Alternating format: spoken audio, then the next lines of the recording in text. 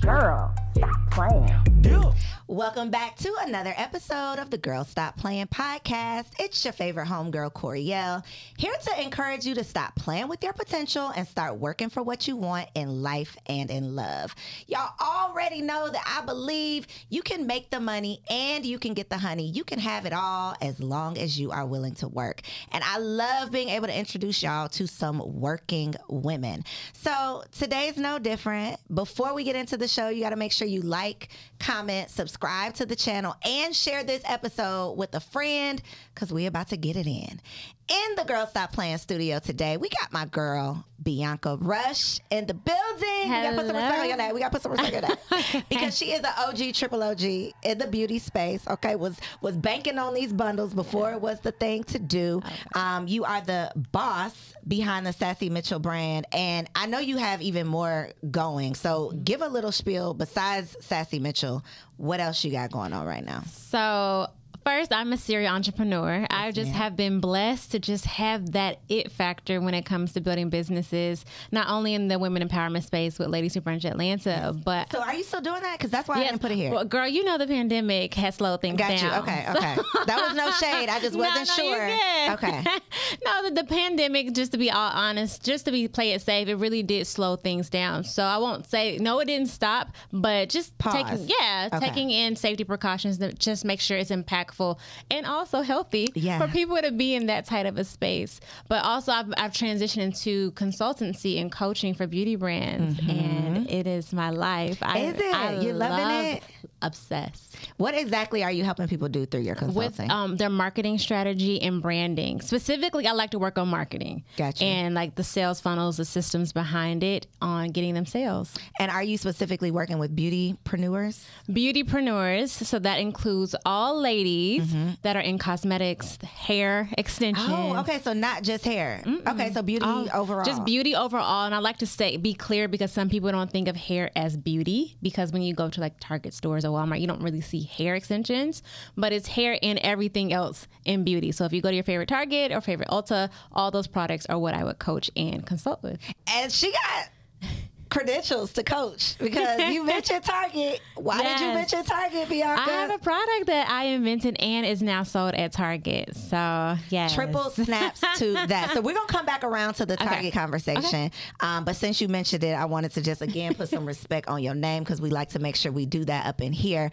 I also want to talk about the before the Sassy Mitchell. What were you doing? Because Sassy Mitchell is like your original brand, right? Okay. Yes. What were you doing prior to like going full force with Sassy Mitchell? Prior to, I was working in corporate. So Sassy Mitchell birthed out of my frustration with my paycheck at my corporate job. I had graduated during the recession, so I was blessed that I had a career, but I've always been very goal-oriented. So when I'm 21, I'm thinking about 30. And now that I'm in my 30s, I'm thinking about, okay, 40 and 50s. Like, what is that going to look 50s. like? Yes, 50s. I'm excited, but I have a very lively mother that's in her 60s, so I'm living for it all. Okay. She's giving me all the hope. Okay.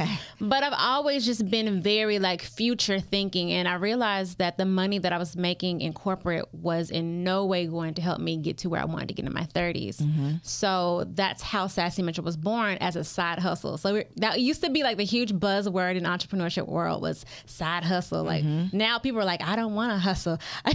That's the thing. We're trying to live the soft life. Yeah, the soft life. They don't want to do the hustle is like taboo now. Like, ooh, you're hustling. But the hustle is what got you. Yeah. The hustle is what got me to where I am. So it really fueled me up on selling hair extensions. But let me tell you one short but quick story. What encouraged me to sell hair extensions was when Tiny and Toya had their BET show. Hilarious. It was actually really good. Yeah, it was. I became so in love with the way that Toya kept her hair. And I was wondering, where did she get her hair from? She had tweeted on Twitter where she got it from. I went to that hair store. And while I was sitting there trying to find hair for myself, I saw 3 ladies spending $300 within 30 minutes. I had no clue about overhead. So let me just be clear. I didn't know about expenses and bills. Like, what's that? To me, as an average consumer, I was like, this person's about to make $900 in 30 minutes. This is the business I need to be in. And that's what set it off. And from there, what has been, and I know you're still growing, and Yeah. I know you still have goals, but what would you say has been like your shining accomplishment with Sassy Mitchell specifically? My shining accomplishment has been the number of women that I've shipped to. I've shipped everywhere in the world. And just even when we think about influencers, that's always the goal for a lot of people. Like all of the celebrities that you've seen have come to me. It's never been me reaching out to them or offering to pay. So just the fact that they trusted my product enough and liked it enough to just say, listen, either they reach out or they tell their team, go find this. This is what I want. That's been a big accomplishment because I graduated from University of Georgia wearing natural hair my whole life, not being well plugged in or connected. So it's just like, wow.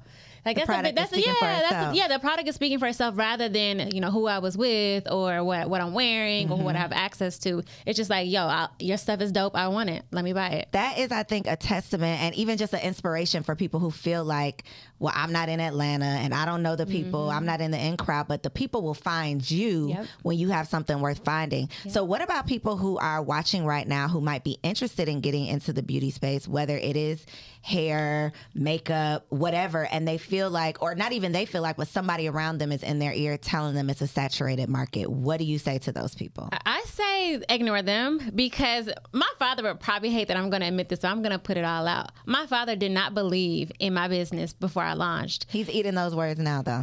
He's eating them now. And it's all with love. Like, it's no shade. I love my dad. Love you, Dad. But I wanted people to know that even at home, my mother always been 10 toes down, always supported. But my dad was like, if your product is so good, why would anybody want to come back? And, when you are young, I'm 21, 22 years old, like, well, that's a good question. If my product is so good, how will I get customers? Because I don't know anybody. If I really let that hit me, I probably would have gave up. Like, well, he's right. I don't know enough people. Let me not do this. So I can just say, ignore that and carry forward. I started with people that I had in arm's reach. So I started out with my friends. Lucky and blessed enough that they were, in with me. But I did start out with who I knew to kind of get my product out there. And then it kind of grew from there. But even at home, it wasn't always, It wasn't always easy. And I even want to say that a lot of times it's not that like our family and friends are hating on us. Sometimes it's that. But a lot of times the people who are close to us and like really care about us, they want what's safe for us. They want us to go down the safe route. And entrepreneurship is like the opposite of safe. It's nothing but a big risk over and over again. So sometimes those are true concerns where it might come off in the wrong way and it can be discouraging, but it's not always coming from a place of, I don't want you to do well. Yeah. It's usually like, I'm not sure that this is going to work out, so I don't want you to put your all into it. But sometimes that's all the motivation you need to really make it happen. So shout out to you for being able to make it happen and not letting that slow you down. And shout out to your mama for being 10 toes down and being that other voice to kind of, balance it all out. And I think what you said about the marketing behind it all, that is key for the people who are like, well, I don't have a lot of friends. I don't have a lot of people who I can start my business with. And so I want you to talk about just some of the marketing strategies that you're helping people with, because I know that people say, okay, I'm gonna start a business. And then they say, okay, I'm gonna post on Instagram. And that is cool, but that's not everything. So what are some of the things you help people with? Right. Well, I help them diversify their marketing. So it's really more than just going to social media. A lot of people are out here on the pavement, in the streets. So it's really important that you find different avenues where you can meet people. And I always tell people, even when they have all these pop-up shops and vending events, it's okay if you didn't go and make a single sale, because sometimes it's just getting what we call brand awareness, getting people to know your business and start to like, oh, I like what you have. Let me take a card, or how can I learn more? I think that's still a win in itself. And too many people put too much pressure on the money and not the relationship. And there's a lot of strong relationships I have in Atlanta because I never push the money. It's like if you ask me something, hey Bianca, what you think of this? I will honestly tell you the answer and just be like, okay, cool. I won't say, well, let's set up a Zoom and charge you for it. Invoice I don't move like that. So I just feel like in this industry and entrepreneurship, because when you get into it and you start making the money, the circle gets a little tighter and tighter and tighter. So it's really going to be important to establish relationships with people, and that includes when you're out here talking to people, just build relationships instead of always trying to build your bank account so much. Facts. One thing I also want to note when it comes to social media is you are very inactive personally on social media, but you pop in business-wise, brand-wise on social media. And I think, again, that's an inspiration for people who feel like they don't want to I don't want to have a personal brand or put all my personal business out there in order to be profitable. And I think that you are definitely proof that you don't have to do that. You don't. When I started Sassy Mitchell, I hid behind my business, but let me be honest on why. I was just terrified because it was growing so fast, and I was a very shy individual, not knowing what to do with that. So I never had a social media for years. My friends begged me to get on social media. So really, when you saw my business, you saw a logo, you never knew who owned it. Never. You never knew. I never even put myself on my about page. It just talked about the hair because I really wanted my product to be known instead of myself. Then as I grew the business, they were like, well, people want to get to know, you behind who you are. And that's when I realized I need to step out. But for years, I just wanted, when people thought about hair extensions, that I was always an option, and not because of what I had on or who I knew, what I looked like. Just, this is dope, and I just want it. And I want this, yeah. It has no other reason. No race related. No, let me just support all Black woman related. Just, I want this, and that's it. So when did you decide to go from bundles to other products? Which one? You have like the Sassy Cap, right? Yes. Is that the only other product under Sassy Mitchell? That is the only one. It actually is separated, but I ended up selling it under Sassy Mitchell as well. Gotcha. So that came out of necessity. So when I was in high school, my whole life I wore my natural hair. I was a natural hair girl. Shout out to you all. And as I started to wear my own product, I did not know how to take care of it. So hairstylists would tell me that I would have to wear a bonnet at night. And I was like, okay, what kind of bonnet? And we went back and forth on all these bonnets. Long story short, I actually Googled a long bonnet because I was wearing inches. And I was like, I don't want to put no top knot in my head. I want my curls to last. Couldn't find it anywhere. And then I decided, like, if I can't find it, I'm going to make it. Oh, yeah, I'm going to invent it. And then I teamed up with a seamstress, got a pattern. And then I took my pattern and I went to Las Vegas Cosmoprof, where everyone should go there for beauty. And is that like the magic show? Yes, okay. But it's for for beauty. Only for beauty. They just had their August show. But I went there and I gave a manufacturer my only sample. I prayed over it. It was the only like working prototype I had. So either they could steal it and take it and run with it and sell it, or they could do the right thing and give me what I need. So I literally prayed. And I gave it to them. And then 3 weeks later, they sent me a sample back plus my original. They did me right. But that was a huge risk. That was my hugest risk. Again, entrepreneurship is nothing but a risk. And that, I think, is such a perfect point to make, because I think that people see the success or see what they think people got going on social media, and they think because you did this thing, now you can do all the things. Now you know all the decisions. Now you're making all the right moves. But it literally is day-to-day decision making and hoping and praying that you're making the right decisions, that you don't, sink the ship. So I love that you even mentioned that. Is that the product you have in Target? Yes. Okay, so let's talk about Target. Okay. Because people like me, and y'all too, but people like me want to know, how does the Target thing work? Does it start with going to, I don't know if it's considered a trade show, but does it start with going to a space like the Magic Show? Is that like you're in, or what's like the roadmap to retail? Got you. So one of the ways could be if you are vending, let's just say Essence has an event and you're a vendor. Buyers could attend, like different buyers from different stores would come and they'll check out products, and they may approach you saying, hey, like asking various questions about your products and just doing some soft introductions. And then you can take it from there. The route that I took was what Target had it's called Target Takeoff. It's an accelerator. It's an accelerator program that you apply to, but again, you have to apply, and it's just like college. You apply and you hope to get accepted, right? So you go. They have hundreds of thousands of applicants, and they choose. I had maybe 10 to 12 brands in my cohort out of thousands of people. And then from there, you go through a curriculum that is extremely helpful. And I'm so blessed to have that knowledge. And then you get an opportunity to actually have what is called a line review. So with any major retailer, you're going to have a line review. That is a meeting with a buyer. Gotcha. I was going to say, what does that mean? I got you. A line review is a meeting with a buyer. A buyer is a decision maker. They tell you for each specific brand. Each category. Store. Yeah. So like there's a category for like makeup. Card games. Yeah. Like every category in a store. Like there's the beauty side, and then there might be toys, there might be food and beverage. Like all of those categories have a buyer. Okay. The buyer is pretty much saying yes or nay.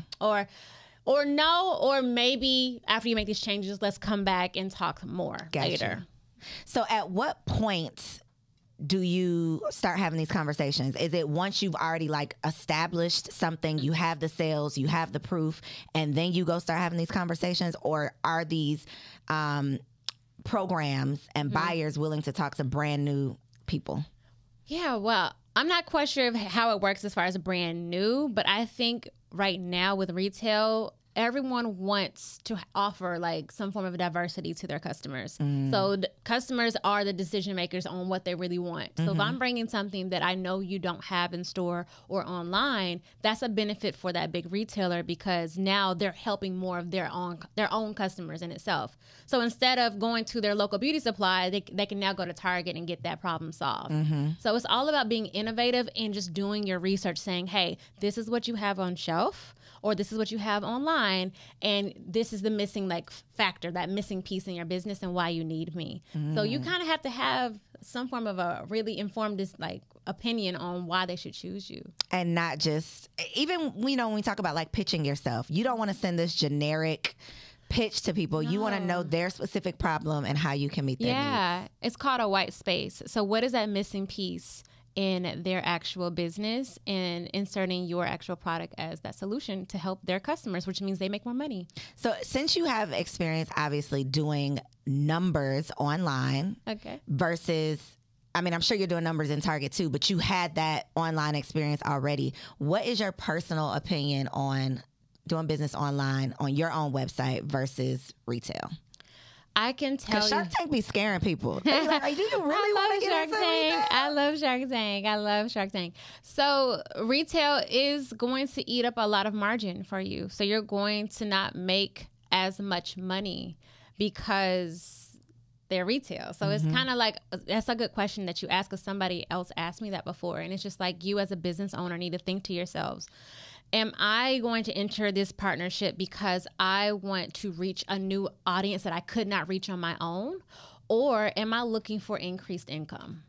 And because you're not going to get both? Because you can, but in the beginning, it's expensive. It's expensive to enter because you have to pay for a lot of product.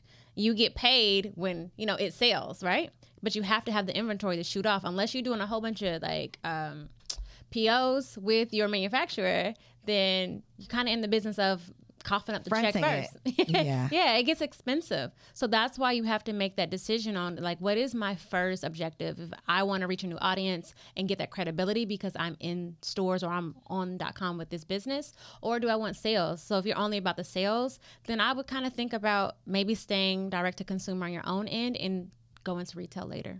Another risk, because and I think that's what Shark Tank is talking about. It's like putting out all of that upfront investment with like hopes that you'll get it back on the back end, or not even hopes, because if you're in store, I believe you got a good chance of getting it back, but you don't know until you know. Yeah, it has to sell. So you're paying up front and you get paid on the back end. And that's why a lot of founders are talking about getting capital and just raising money, because it is expensive to just front that product and then wait later. How does it work with discounts? Like, do they decide the discounts? Yes. How does that work? They decide. It's just a part of their company. They discount. Do they call you up and like, we thinking about putting this product on sale? They don't call you. No. You just walk into the Target and you see your product on sale and you're like, whoa. I mean, you kind of like, there's a lot of like legalities in between. Like you're made aware of, no, this is what you're walking into. So they have a business to run. That's one of the things that is going to happen. You're signing up for. Yeah, because you can go to Target and they give you a $25 off of something, but that's just a part of their corporate. That's a corporate decision. But again, you go into the mindset of, I'm in this avenue because I want to what is that? And you're like, by any means necessary, that's what I'm going to do. If they want a discount, cool, because I know I'm not here for that. Like, I don't care about that. I care about this. So focusing on that one thing. And knowing your goal, I think that's super important, because we will get into these spaces just because we see somebody else doing it, or we think it's the cool thing, and we have no clue what's really going on. Right. So I want to talk about your event, but before we get into your event, you've been doing events through Ladies Who Brunch, right? Shout out to Ladies Who Brunch with a business partner. Yes. And I specifically want to talk about the business partnership, because a lot of people go into business, and I don't know if y'all, were friends before you became business partners, but a lot of people think it's a great idea to go into business with friends, and then they fall out, and they ain't got no business, and they ain't got no friends. So I just want to know your advice for business partnerships. I got you. I have been in a previous business partnership that we fell out. We don't speak. So I know I can come from that perspective. But I think when it comes to partnerships, it's just always thinking about who can add value.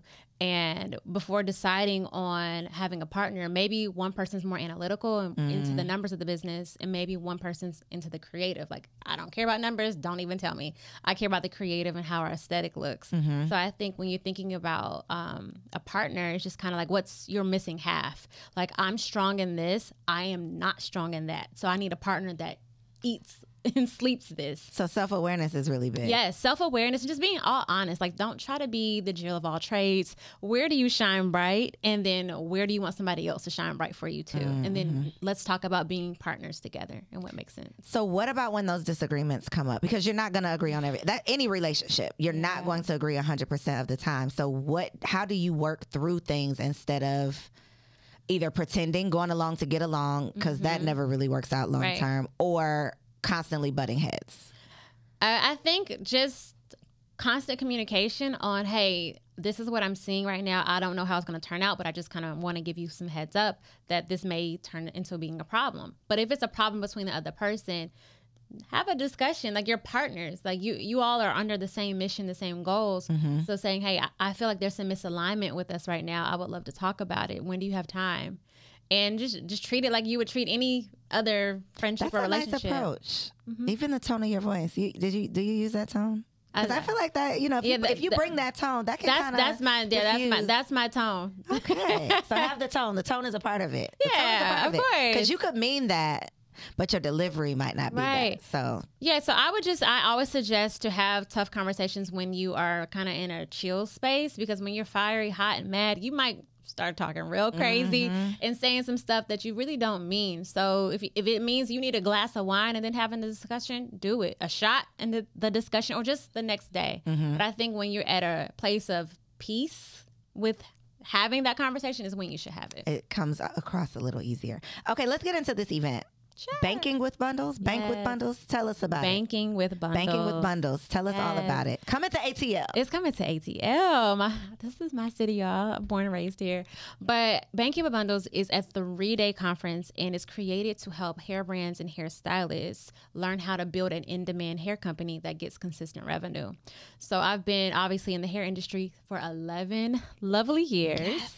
But I'll be very honest with people to say that I have found myself transitioning into more of the consultant coach role for it. Like, it's kind of like when you worked at a company for 11 years, now you're like partner and vice president. You're like, yo, my days is counting. Like, I'm ready. What's next? What's next? Like, it's kind of like I've done all the things. I've accomplished this. I've earned that. And that's kind of the space that I'm moving towards. So I'm ready to expand and bring and lift some women up, which recently Toya and I partnered up with it. So full circle, because you started. I started with Toya.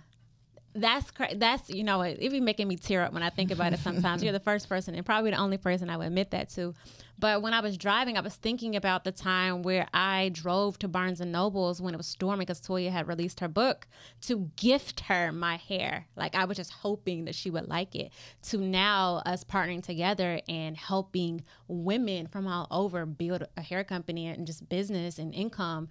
It's just a full circle moment for me. I love that for you, because I feel like those are the things you can't predict, you can't plan for. It's literally like those times when you know it's nothing but God. You know, like, I could not have paid for this to be the route. It's just, what's meant to be. Yeah. So is it only for established hair brands and hairstylists? No, it is for those that are starting and those that are established, because I've talked to both of them. They all have missing pieces that are going to be addressed over the weekend. So it's for all. Regardless of where your revenue is or your clientele, you're definitely going to feel supported. So whether you're starting, whether you're scaling, banking with bundles is where it's at. That's dates. Give us the dates. How can they get more information? Yes, it's Friday, September 30th through Sunday, October 2nd. You can find more information at bankingwithbundles.com. And we'll make sure that we put that link down below. Now, I'm not going to have you drop your personal Instagram, even though it's probably up on the screen, but she all posts on that page. I really So don't. where can they find you on social media, and how can they support your businesses online? Yes, you can find me on my actual coaching page. I'm on there way more often. Okay. It's Bianca Bills Brands. And it's incredible. I'm always giving some gems, always helping. I'm on your email list, so you are always giving some gems. Yes, I love that. I'm picking them up. Yes, I am. That makes me feel good because I always wonder, like, people reading this? they We open it, are. but I'm like, they don't really reply. We're reading it. I'm going to reply to the next one, so you know I ain't lying. Oh, well, thank you. Bianca Builds Brands on Instagram. Bianca Builds Brands, y'all. She is out here helping beautypreneurs get their ish together so that you too can bank with bundles. Thank y'all for tuning in to another episode of the Girl Stop Playing podcast. Make sure you check out the description below, like, comment, subscribe to the channel, and share this episode with a friend. And if you're enjoying it, leave your girl a 5-star review on Apple Podcasts. That's where they really got some respect on my name. So Apple Podcasts, leave your girl a review, and I'll see you on the next episode. Peace. When it comes to teaching African American women how to crush their financial goals and build generational wealth through the power of investing, no one does it better than Cassandra Cummings. Cassandra, aka the Queen of Catching Coins, is a leading wealth and investment strategist and the founder of the Stocks and Stilettos Society, which has cultivated the largest, fastest growing community of Black women investors in the United States. Join the free community at stocksandstilettos.co. Tap the link below for more information.